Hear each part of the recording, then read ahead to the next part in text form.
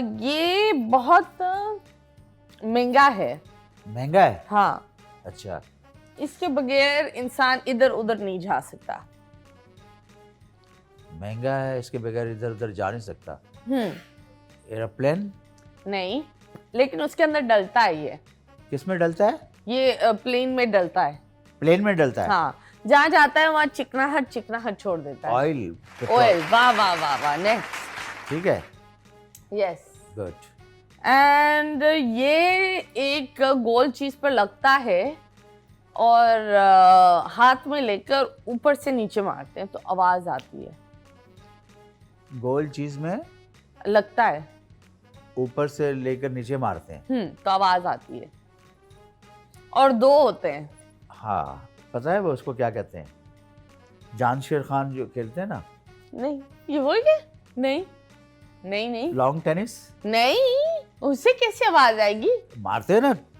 नहीं नहीं, म्यूजिक आता है उससे। मारने से म्यूजिक आता है? हाँ, कोई भी गाना इसके बगैर इनकम्प्लीट है। ये होता है हर चीज में। बच्चों के हाथ में भी हम देते हैं, बड़ों के हाथ में भी होता है। ऊपर मारते हैं। म्यूजिकल इंस्ट्रूमेंट का एक हिस्सा है। अगर वो एक जोड़ी की तरह है। अगर ये ना हो तो वो इनकम्प्लीट है, अगर वो ना हो तो ये इनकम्प्लीट है। ओह माय गॉड, ये तो आपने बड़ी मुश्किल में डाल दिया है। अच्छा, ये ऊपर मारेंगे और नीचे आवाज आएगी उसकी? ऊपर नहीं, लाइक ऊपर से हाथ में लेकर हथौड़ी की तरह नीचे मारते हैं, लाइक ड्रम? हाँ, ड्रम की क्या है उसका? Kick, bass? नहीं, drum stick. Drum stick. Yes. Next. Drum stick? हाँ जी, ये तो आपने बड़ा इस्तेमाल किया होगा। अच्छा। इसके करीब जाकर लोग बातें करते हैं।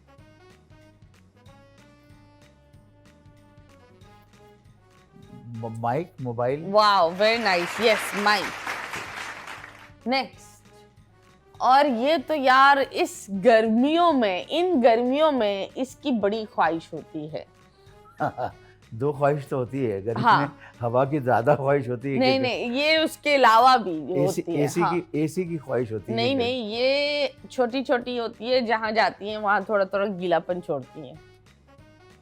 बर्फ? हाँ, यस, थैंक यू। ये था हमारा आज के सेगमेंट मुड़ के ना देख। आपने तो बड़ा अच्छा गेस किया। वाकई? यस। क्या मुझे बताएं, एक कौन से था जहां आपको एक हेलीकॉप्टर से उठाया गया था?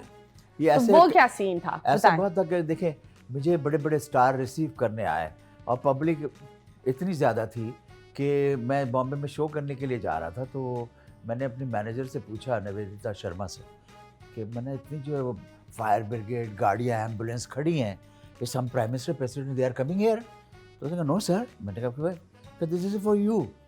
तो मैंने कहा व्हाई? कहला इतना क्राउड है, आपको जाने के लिए बड़ा मुश्किल है, प्रॉब्लम हो रही है, तो हम आपको हेलीपैड से शो में लेके जाएंगे। Okay. तो उसके फिर इस तरह मेरे साथ ग्वालियर में भी हुआ, इधर भी हुआ। तो ये चीज़ें, ये हमारे लिए तो बड़ी चीज़ है, लेकिन एक स्टारडम जो दुनिया में चलती है उसके लिए तो नॉर्मल चीज़ें हैं। हाँ, पर आपको नहीं लगता कि हमारे यहाँ स्टार्स को मार दिया जाता है? हाँ, ये एक सैड रियलिटी है। देखो, ये एक चीज है कि अमिताभ जी बुढ़े हो रहे हैं, फिर भी उनके लिए स्क्रिप्ट बन रही है। ठीक है, इंडिया ने एक चीज ब्रेक थ्रू कर दी है कि हीरोइन किसी भी उम्र की हो सकती है, मेन कैरेक्टर को पतला होने की जरूरत नहीं है। ये विद्या बालन ने स्टेरियोटाइप ब्रेक किया, अमिताभ जी ने ये ब्रेक किया है कि जहाँ आप किसी भी एज के हो, आपके लिए स्क्रिप्ट हो सकती है। हमारे यहाँ बस यही होता है कि हीरोइन पतली होनी चाहिए, छोटी होनी चाहिए, एक लड़की होनी चाहिए जिसके ऊपर तशद्दुद हो रहा हो और उसकी शादी किसी न किसी खानदान वाले लोग से हो जाती है। समझ में नहीं आता, लेकिन we are still stuck on this infinite loop जो टूट नहीं रहा। और एज सून एज मैंने ये देखा भी है कि वहाँ से कोई स्टार आता है, हम उस चीज़ को अप्रिशिएट नहीं करते। हम जितना उसको आइसोलेट कर दें, जितना उसको फॉरगेटन कर दें, उतना रिप्लेस कर दें, वो चीज़ बड़ी हो जाती है। तो ये क्यों होता है पाकिस्तान में? हमारे यहाँ क्रिटिसिज्म बहुत होता है, क्रिटिसाइज हम बहुत करते हैं। और आप इतनी माशाल्लाह स्ट्रगल करके आपने, मैं आपको देख रहा हूँ, और इतना बड़ा नाम आपने बनाया, एक मुकाम, इज्जत, रिस्पेक्ट, तो ये आसानी से तो नहीं मिलता। इसके लिए कितनी मेहनत आपने की, कितना हार्ड वर्क किया, वो आपसे कोई पूछे। Absolutely. आप दुनिया को तो नजर आ रहा है मतीरा स्टार, ये एकदम फिल्मों में इधर उधर, उसको ये नहीं पता कि मतीरा ने स्ट्रगल कितना किया है, कितना हार्ड वर्क किया। अब इसी तरह हम जब हिट होते हैं तो हमें पता हम कितनी तकलीफ से हिट हुए हैं, कितनी मेहनत की है, स्ट्रगल का आज भी कर रहे हैं। लेकिन क्रिटिसाइज वाले क्योंकि उनको हजम नहीं हो रही, क्योंकि उनको उनकी सोच से ज्यादा कामयाबी जब किसी को देखते हैं ना तो उनको बिलीव नहीं होता, वो कहते हैं ये झूठ बोल रहा है, अरे ये ऐसा कैसे हो सकता है, अरे ये बकवास कर रहा है, क्योंकि उन्होंने वो ड्रीम्स कभी ना सोचा ना देखा।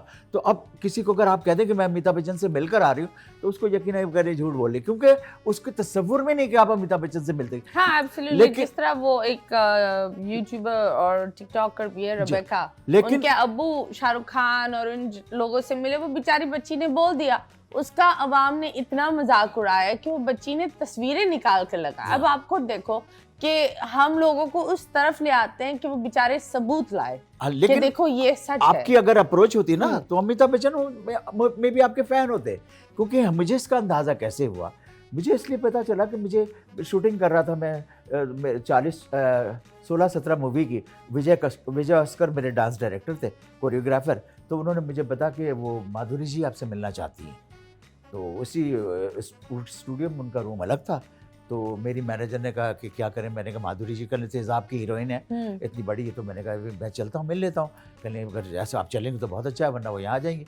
तो मैं गया उनके कमरे में, मिला मैं, तो मुझे उन्होंने कहा कि भाई अभी मुझे खुशी हो रही है और आपका गाना भी मैं सुनते आ रही हूँ अपनी गाड़ी में। तो मैंने कहा आप भी मेरा गाना सुनती हैं? तो उन्होंने कहा कौन इस मुल्क में ऐसा है जो आपके गाने नहीं सुनता है, मैं गाड़ी में अलग, बेडरूम में अलग, मेरी फैमिली अलग सुनती है आपका गाना।